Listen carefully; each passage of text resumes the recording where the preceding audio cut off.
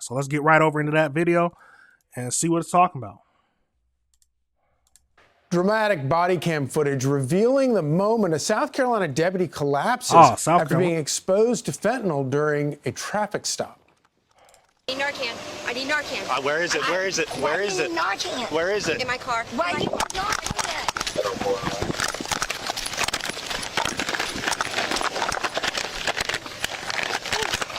Give me a minute. I need Narcan. Give me a minute.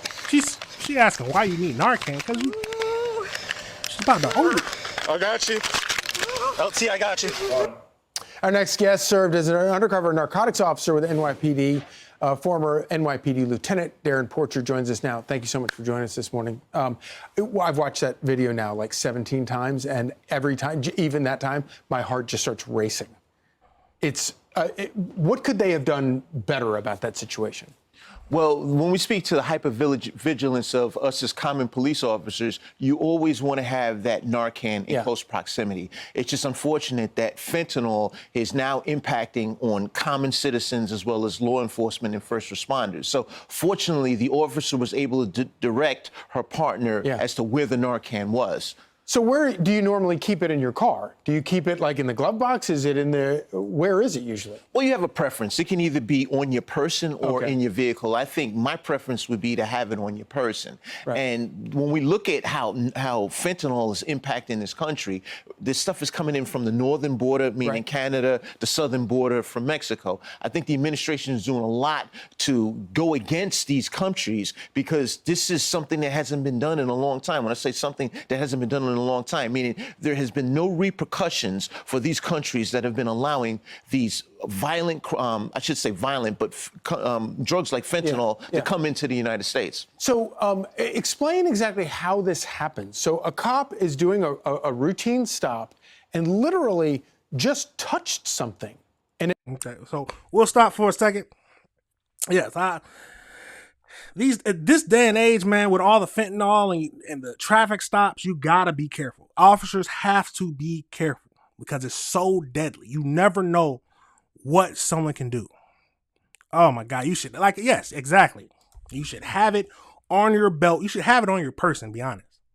If you're going through, especially there's so many drug addicts and people addicted to fentanyl and using it that once exposed, it can be horribly deadly to you. Horribly deadly. You should have it on your person and be prepared. Fentanyl is such a nasty and deadly drug. Who's ever selling it, like I say all the time, who's ever selling it needs to be put under the jail.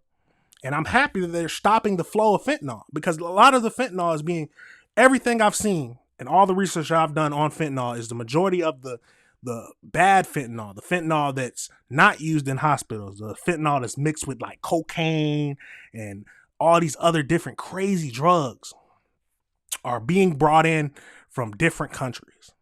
It's not being, now it could be produced here, but the majority of it is being brought in from different countries. I don't understand why people aren't more upset about this. This is an absolutely crazy, like one hit can send you into an overdose. That Baltimore mass overdose to the video that I did that blew up. That was a fentanyl mixed with other drugs. It had Freon and antifreeze when they tested it. Absolutely crazy. Let's keep going into this video. It comes through the skin.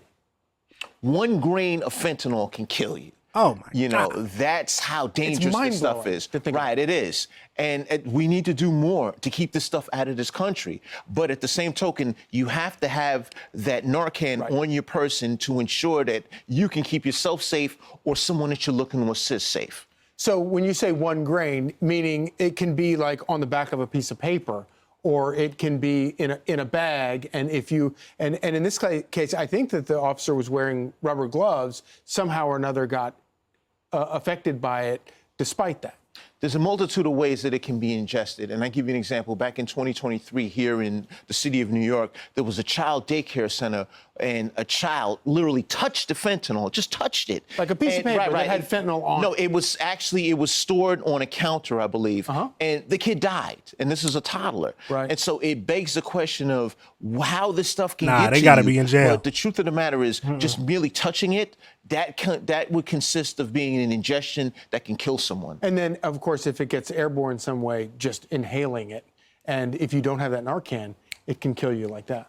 Yeah, oh, if it's airborne, I mean, it can affect anybody. And when we look at the situation here, it's just a travesty that happened to this officer that was a first responder. But luckily and fortunately, the Narcan was readily accessible. Amen. Darren Portrait, thank you so much. Now, I remember, hold on, we got to look, because I remember we looked at it before on a different video, but we got to pull it up again.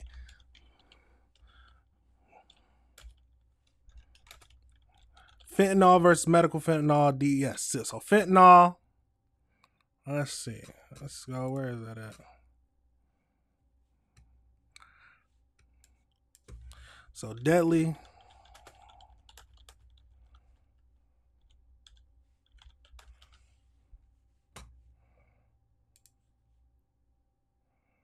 There it is. Oh, look at this. So we'll go through this like always. We got to look at it. Some things we got to look at.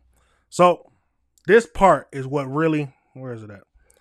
2 milligrams of fentanyl can be lethal depending on the person's body size, tolerance, and past usage. The DEA has found counterfeit pills range from 0.02 to 5.1 milligrams, more than double the lethal dose. They said 42% of pills that were tested for fentanyl contain 2 milligrams. 2 milligrams of fentanyl considered to be potentially lethal. Fentanyl is a horrible drug. Horrible and deadly drug. God, people. And this officer, all because, we got to back that up, son. Like, person or in your vehicle, I think 17 times. And Where is it? Where is it? Where is it? Where is it? In my car. Why are you Narcan? all because she was exposed during a traffic stop of a drug addict. I need Narcan. All because she was exposed at a traffic stop from a drug addict. She had to take, she almost passed out and collapsed. And she had to get her partner to get her some Narcan. Absolutely crazy. There is no way. Officers need to be careful. And who's ever doing it or who's ever selling it needs to be locked behind bars. And the people who are addicted to it need to get help. Absolutely crazy. Absolutely crazy. Now, that was that video that we wanted to see. I just saw that night. We had to talk about it. There's no way that it should be going down like this. There is absolutely no reason that fentanyl, that you should be exposed to it. And this is my state, South Carolina. Absolutely crazy. Like I said, tell me your thoughts. How do you feel about fentanyl? What do you think should happen to the people who create it? You think they should be under the jail like I do? And what about the people who use fentanyl? Now, we need to of course, we got to get them some help. But if someone constantly doing something that's bad for them and don't want to receive help. Now, I remember Trump was talking about homeless people who are drug addicts or homeless people. Some of the homeless people that he wanted to, I don't know if I can't remember. It was talking about helping to curb the homeless population and the drug epidemic is forced rehabilitation. Now, is that right? Is that wrong? Tell me your thoughts. I don't know. But something has to be done. Something has to. All right, everybody, remember this is AC Reviews, the